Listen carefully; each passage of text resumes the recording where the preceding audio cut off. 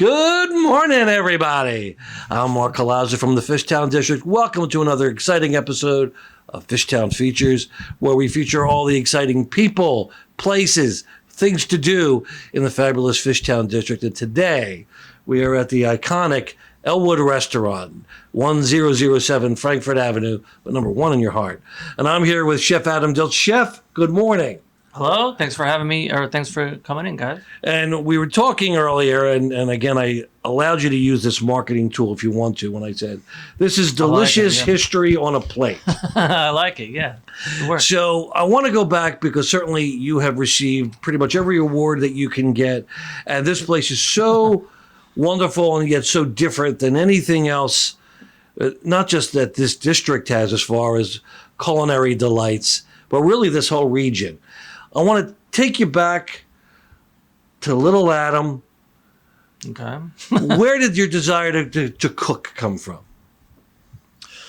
Well, I like to eat. I always, that's really. Thanks for joining us. I like to eat. And so coming home, back then, you'd be a latchkey kid, you come home, mom was working, so you come home.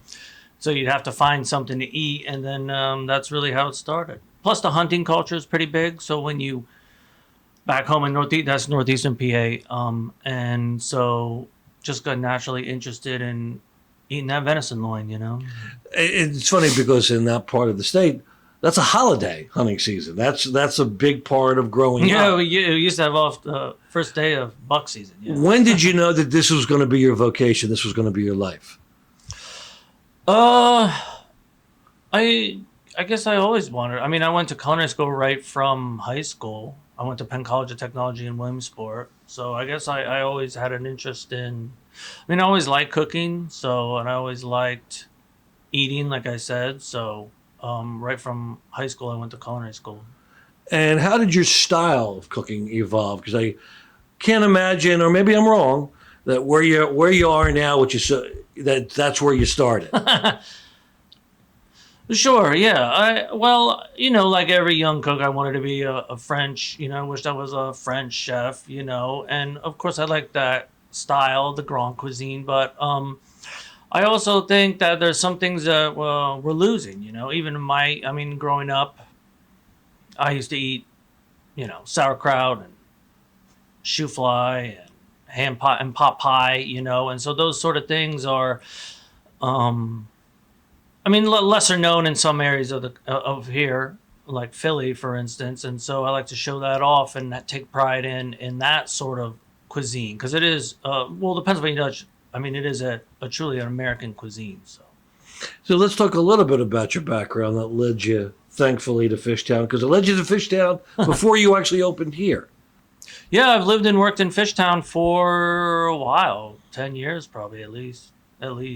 So at one point you were actually the chef at Johnny Brenda's? Yep, before I opened this, yeah. So let's talk about, you're sitting there one day, you're a rising chef. What makes you take the jump to say, I'm going to open my own place?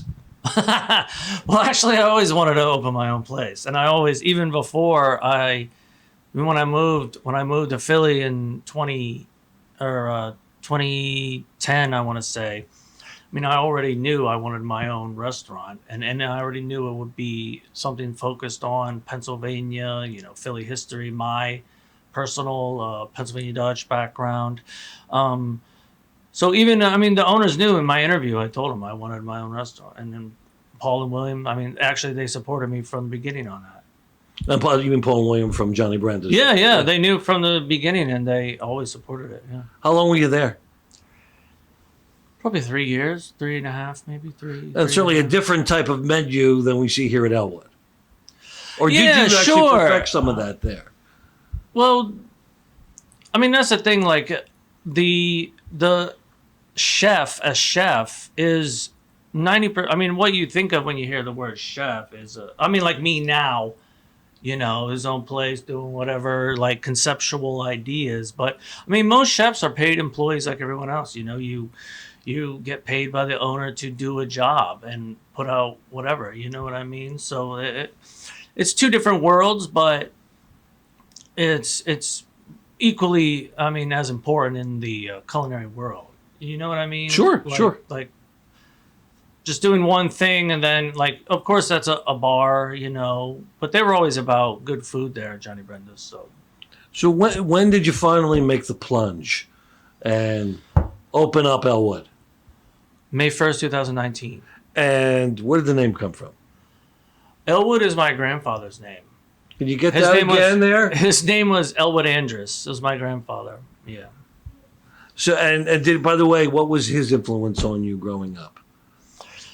Well, he grew up on a farm, and we used to visit the farm. You know, that's when, I mean, and his mom, well, my great-grandmother, I mean, she used to have a whole room just full of baked goods, 3 different pies, 3 different cakes, donuts, all sorts of cookies, every different kind of cookie all the time. Have them adopt me. And and my grandfather in particular, you know, like I said, hunting culture is big, and then he takes, you go out when you're 12, you start hunting, but you go out and you shoot a rabbit, and then Graham just roasts it up. And that's why my rabbit is in, you know, homage to, is just the like most rabbits are like braised or something, and here we just roast it whole. Were there dishes that you grew up eating that are now on the menu of Elwood?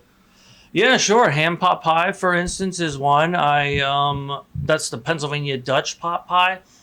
So, like the Italians have what do you call it? The Sunday? Well, Sunday dinner, Sunday gravy. The Sunday dinner, Yeah. Sunday gravy, yeah.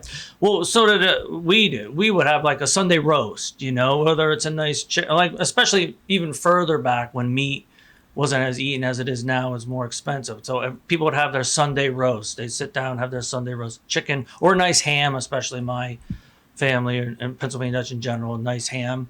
And then the next day you'd take that carcass or you'd take the ham bone and you make up, basically it's a stew, but they roll out noodles, like these flat square noodles called pot pie. It's an anglicization of the German pot pie. And so you'd slip those into the stew. Basically, that's what I grew up. If Mom said we're having pot pie, that's what I would eat. Awesome. And that's one of the things that has little history, little family, and it's just good. I mean, it's a peasant dish, I guess, but it's something I think should be shown off. Well, it's funny. The more I hear you talk about farm life, is the more of a reminder that I would have not survived on a farm. Well, the reality is, it's a lot of work, and most people these days wouldn't survive on a farm. No, that's great. It's a lot of work. It brought you here. So you open Elwood. Tell me the concept for what you wanted to do, and was this what you would always wanted to do in opening your own place? Yeah, sure. I always wanted to have a restaurant that was focused on Pennsylvania, and Pennsylvania. Also history, ingredients, cultures. I mean, of course, Italian is very well represented already in Philly, you know, but it most definitely is the Italian-American East Coast thing. Sure. Is definitely a true American regional cuisine, a unique regional cuisine. But I think it's pretty well represented, so I don't necessarily do Italian stuff, but I do other things, like I said, Pennsylvania Dutch, a lot of, since that's what I grew up with. And also as you start to go into it and the history of it, especially with the hunting culture, Philadelphia was it had the best French restaurant in the world at one time in the 1800s, and not just one, like 3. And people would go hunting. I mean, it's good that you can't do this now, but they'd go to the restaurants and sell the woodcocks, and they'd sell the grouse to the owners and put that on the menu. And also, if you study if I just said it would just be a farm to table restaurant, right? Which is fine. Like, let's just say in 100 miles or whatever, the borders of Pennsylvania. But then you miss out on other things. You miss out on sturgeon, for instance. That was one of the quintessential native foodstuffs before colonists arrived, even, was sturgeon in the Delaware, before the caviar industry was just up the river, actually, in the 1800s. It was the caviar capital of the world. But they decimated the sturgeon population. Same with shad. I was going to get to that shad, because that's Fishtown right there. That's the fish of Fishtown. But that also almost got destroyed. I mean, the story of turtle soup, I also do turtle soup, the real dish of Philadelphia, not a cheesesteak, okay? Explain that. So turtle soup. Philadelphia was a true Creole city back in the colonial times. I mean, it was all part of the transatlantic, with the slave trade, but also with the rum, sugar, escaped slaves, freed slaves would come here. The Haitian Revolution people would come here. The French Revolution people came here to Philadelphia to set up and to start over, to start new. And so that, confluence of all these different cultures made a true, well, that's where pepper pot came from. On the Caribbean immigrants on the streets would sell pepper pot on the streets of Philadelphia. And I think that stuff is really interesting. Not so much, like I said, I try to have everything that has meaning on, instead of just, tweezering stuff just to say you can. I mean, I try to have something that has a meaning, whether it's personally for me or whether it's historically, like a pepper pot or the turtle soup. Yeah, so turtle soup was a huge, it was a fad also, but it was about those spice. It was part of the spice trade. People want to eat those spices. But it was originally the green sea turtle, and then the Europeans ate all those, and then it was the Maryland terrapin, and they ate all those, and now it's the snapping turtle. So we have all this history of how, or even, now how we can't just eat everything to extinction. There's that other element to it. If we show off sturgeon, hey, these waters used to teem with sturgeon. The Native Americans lived off sturgeon and shad for thousands of years before the colonists came. And then the industry wiped them out. And now we have to get, like, for instance, if I do sturgeon, it's not from here. I can't get it here. It's from a farm in California or Canada. But shad you can get here, right? Shad you can get here, but it's also, the season starts south and then it comes up. So now they're around like Virginia. The ones I have now that I'm running this weekend are from Virginia, yeah. So you had to have had a love of history growing up as well, because as I'm sitting as a history buff, as I'm listening to you talk, which I think is wonderful, there is much more thought put into the dishes, like you were talking about. Yes, it's what you grew up with, but it was also what foods were indigenous to the region going back hundreds of years. And I don't think people really know about that. Yeah. Exactly right. There's a lot of, like that, like food is related to everything. It's related to politics. It's related to culture. It's related to history. It's related to the world, empires. And so I always found it really interesting, how people ate, especially now with industrialization. A lot of most protein is like chicken, beef, and pork these days, but really there's so many other things that could be eaten or that is cherished throughout the world. And in Philly at one time, it was. It was a really big food scene where they would have, the market down the old Market Street. They used to sell, everything in the world you could get. They used to keep the green sea turtles in cages down there and sell them. Wow. So, again, we're sitting here with Chef Adam here at Elwood Restaurant, 100 Frankford Avenue. History, delicious history on your plate. So you opened in 2019, you say? Yeah, 2019. And why Fishtown? Why Fishtown to open your first place? Well, like I said, I've lived and worked here for since I've been in Philly. I like Fishtown. I like I said, we really like it. My wife and I really like Fishtown. We already were here in the first place, rooted here already, and we were staying, we weren't going to go anywhere. So we thought, why not? I just have a, couple block commute. And how has the response been since you opened? It's good. It's good. It is a little different here, but it's not really that different. It's not, There are some things I do, catfish and waffles. It sounds like an odd thing, but again, that was one of Philadelphia. Yes, it does. but that was a Philadelphia thing. If people came from New York or D.C., you had to take a steamboat up the Schuylkill to get catfish and waffles. And I do a dish sort of. I'll do it in the spring. They used to do it in the spring. It was a spring summer thing. It was yeah. I know. But again, the story with that. the Wissahickon was a Lenape word or phrase that meant cool, clear spring of catfish. I'm not exactly quoting, but something with catfish. Sure. But and people would have bus. There were some restaurateurs that had a pond out back, and they would just grow catfish just because of catfish and waffles. It was a whole meal, and it was a meal. But then, of course, the catfish population plummeted, with no regulation, no end in sight. And so it plummeted, and then it sort of fell off around the 1900s. But that was another Philadelphia thing. And I do my own little dish as an homage to that also. But that was a thing, too. So it sounds weird, but really... I mean, I guess that's the overall point, is some of the things that you think are odd or unusual are actually the main, focus of this area. Yeah. Or a fad, if you wanted to call it that. Yeah. Sure. So there's a couple of things about the menu I want to ask you to conclude. But so this is a BYOB.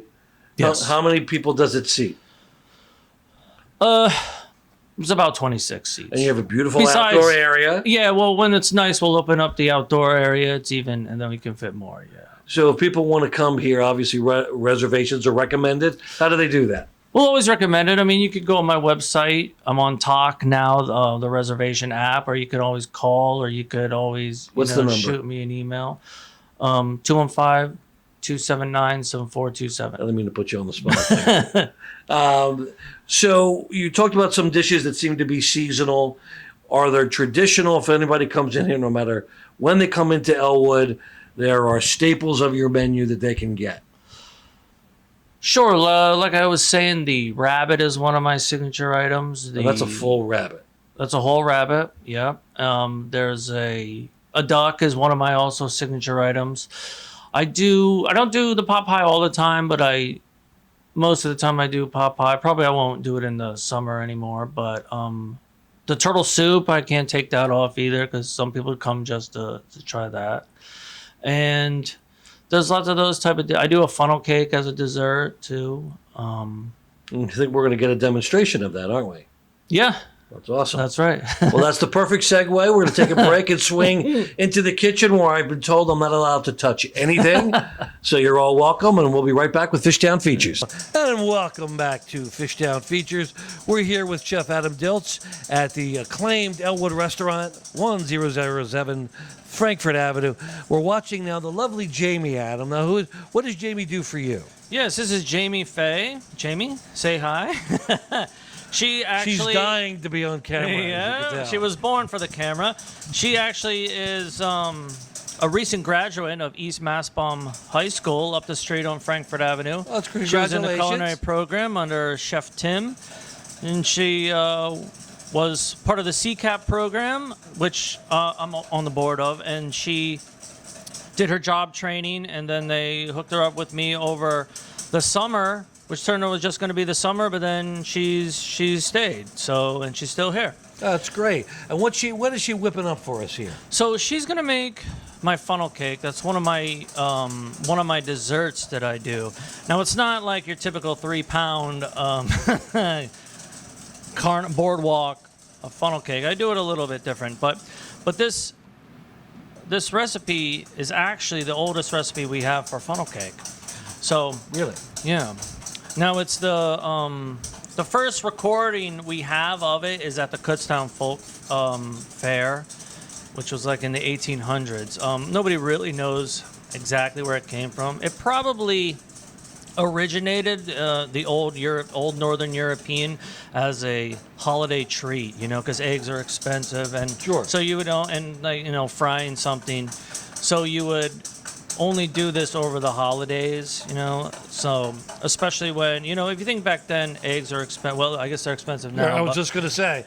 Eggs are expensive. Repeats itself, my friend.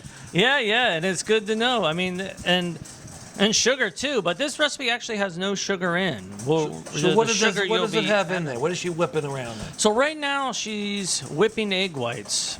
Now the reason she's whipping the egg whites is because that's what's going to give it a light, airy texture. Like okay? me. That's what I have. Exactly. A light, airy texture. Exactly. So Thank you, and she's going to end up, but the first step takes a lot of, elbow grease, but you're whipping the egg whites, and then at the end she's gonna fold that into her batter. So you're basically making a batter that you would pipe into the fryer. So Jamie's forearms have to be like rock solid from doing this. Yeah, that's what I was saying earlier. My great grandmother, you know, she wasn't like a prim Victorian housewife. She was like this tall, sturdy, this wide. She had arms like a lumberjack, because you know, especially back in the big, stirring the big kettle for the scrapple, you know, and you know, and if you see people nowadays, if you ever see people like doing like an apple festival, making apple butter, you got to stir that all day long. Back in the day, now of course we have modern equipment appliances. and stuff. All right. So what do we want? So what's coming in? So here? now she's pouring her milk in, and the egg yolks. So she's mixing that up so it's a little smooth batter.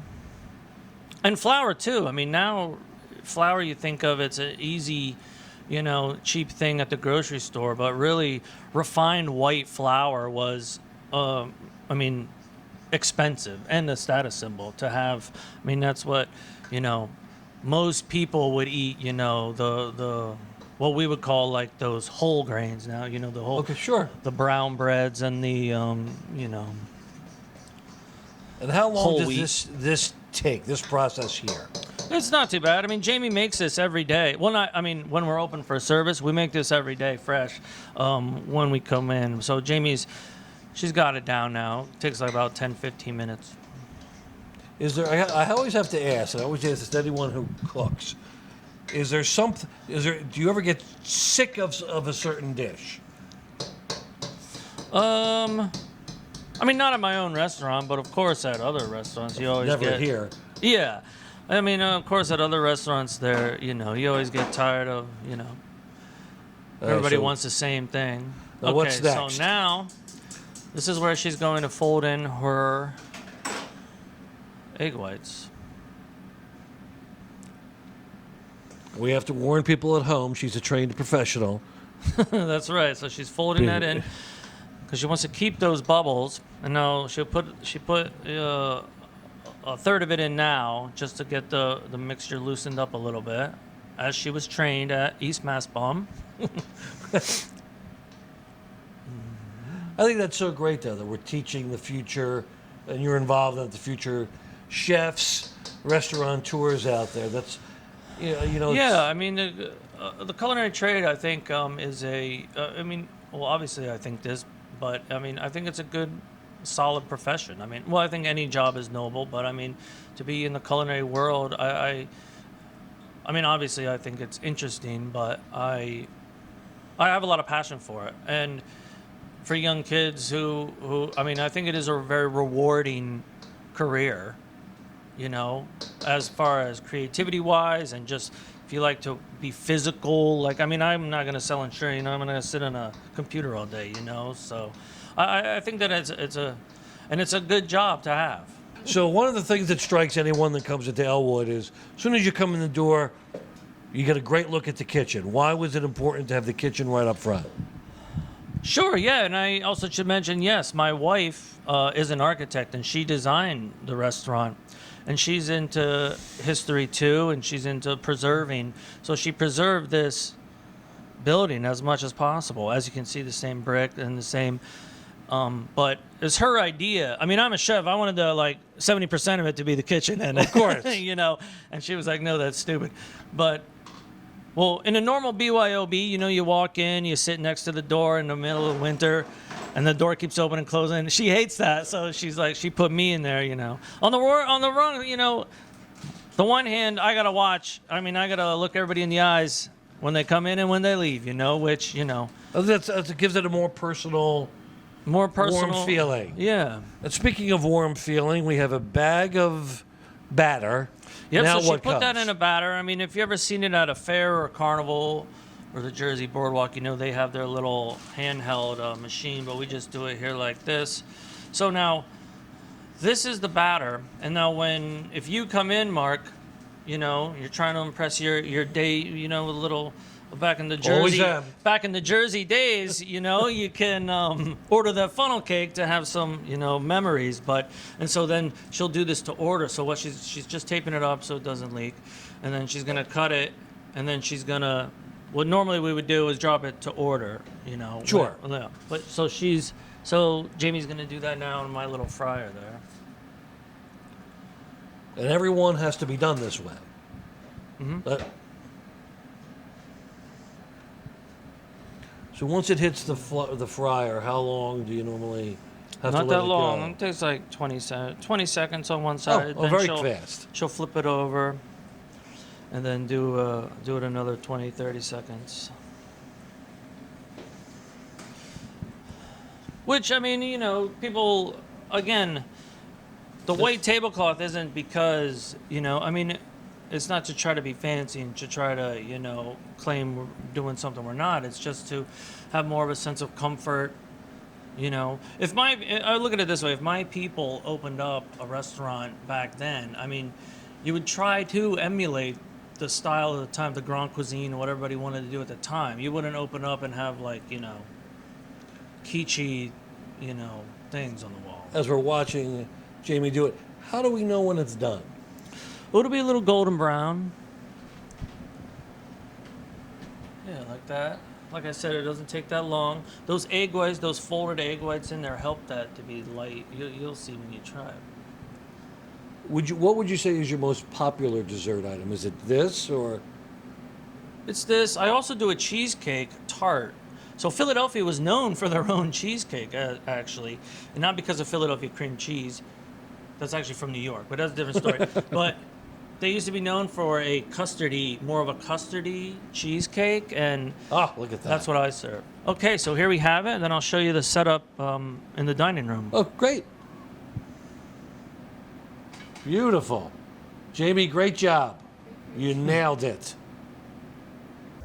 So now, Chef, the fun part. So now We consume. So tell us what we have here. So here's our funnel cake Jamie just made. As you can see, nice and crispy, light. Well, you'll try it when you'll see. So then I serve it with a little cinnamon sugar. You know, we grind the sugar, or grind the cinnamon and sugar here. Honey. Sometimes from my bees back home, my wife, we have bees in our Fishtown backyard. There's not all the time, but when I can. The weather's always, you never know. So Sure. we try to let them keep their own honey so they make it through the weird winters we have. And then strawberry jelly. Now this strawberry jelly is what I grew up with. Something I grew up with is it's called freezer jelly, we call it. So Elwood, my grandfather, would take us to the strawberry patch. The U-pickets, Grandma makes strawberry shortcake, and then they would just take the strawberries, toss them with sugar and pectin, and then we would put them in candy jars and freeze it. So it's never cooked. So that's the jelly that I serve here. And this one my mom made right here. Yeah. And we also do black raspberries. My brother has a farm and a little BYOB up in Bloomsburg that black raspberries straight from the farm, made into jelly and served. So would you say, like, in many ways, like, your family is like, I don't want to say your toughest critics, but like they grew up eating the stuff that you're serving. So it's got to be gratifying, right, when they come in and enjoy. Yeah, of course, yeah. I mean, my mom, you know, she's like, I don't know, going to Philly, and you know, and she sees pictures, but she's been in a couple times, and she really likes it. Awesome. All right, well, let's dig in. Any particular way you want me to? No, you can You're do it the however. chef. Some people, I mean, you could do it however. You could, if you wanted to, put this on and then eat. I mean, I like to dip it in, personally. I'm a dipper. But you do whatever you want. And now this is a pastry fork here. You see that? Oh, that's interesting. If you can cut that K. What's the significance of the design? This has a little thicker blade, so you could, you know, cut your cakes and tarts. Cut your cakes and tarts. Yeah. All right, I want to try. Just dip it in? I mean, that's what I do. The honey is probably a little cold, so it might That's be all right. a little.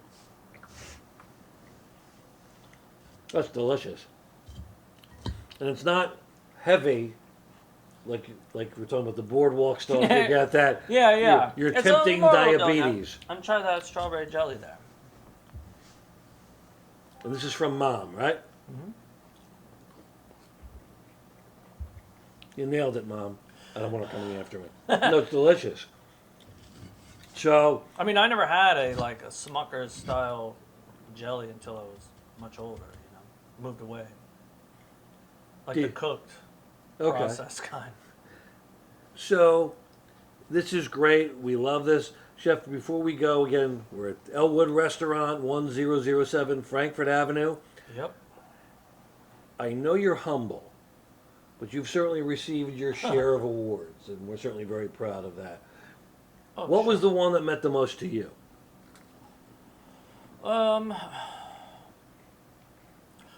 Well, I mean, the James Beard Foundation last year. I mean, I was finalist nomination. That was pretty. That was pretty. I mean, it affected me because I grew up. I mean, James Beard was the reason. I mean, I always wanted an American regional restaurant, which is what I do now. I mean, I was reading James Beard in high school when I was younger, his cookbooks. So that would probably be the one that means the most. That's great. Excuse me as I chew. For everybody who wants to try this and all your delicious food, again, website, phone number, how can they Sure, come here and come see you? elwoodrestaurant.com, or I mean, I'm on Talk. It's the reservation app. That's easy. Or I mean, on my elwoodrestaurant.com, you can find out the info if you wanted to read more, or if you wanted to make a reservation. And I do tea service too on Saturdays and Sundays.